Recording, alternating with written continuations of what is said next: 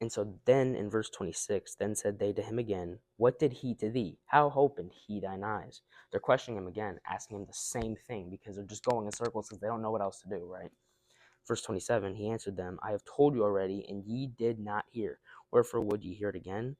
Will ye also be his disciples? And so this man is challenging these Pharisees here in the same way that Jesus did, saying, you have ears and you're not hearing. You have eyes and you're not seeing. That's exactly what Jesus has been saying to these Pharisees. And he's saying the exact same thing to them that I already told you and you wouldn't hear. So how are you going to hear it again if I tell you the exact same story, right? And then he's going to question them, saying, will ye also be his disciples?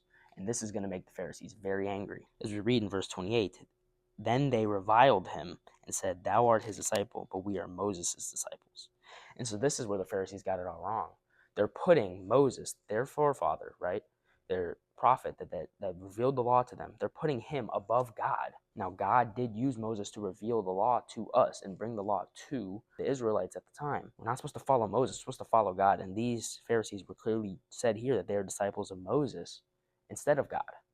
And that's where their problem lies, is they're following man and not following God. And so they reviled him, which is kind of along these same ideas of persecution or in disgust of, or kind of like just to kind of shame someone, right?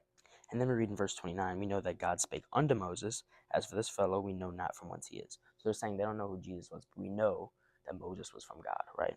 Then verse 30, the man answered and said unto them, why herein is a marvelous thing, that ye know not from whence he is, and yet he hath opened mine eyes. So he's kind of making a fool of them here, saying, it's funny how you guys don't know where he's from, but he's opened mine eyes. So clearly I can tell he's from God. And that's why he confessed him to be a prophet. He didn't know that he was a son of God. A lot of people didn't know. They didn't realize that the scriptures were revealing of a Messiah to come.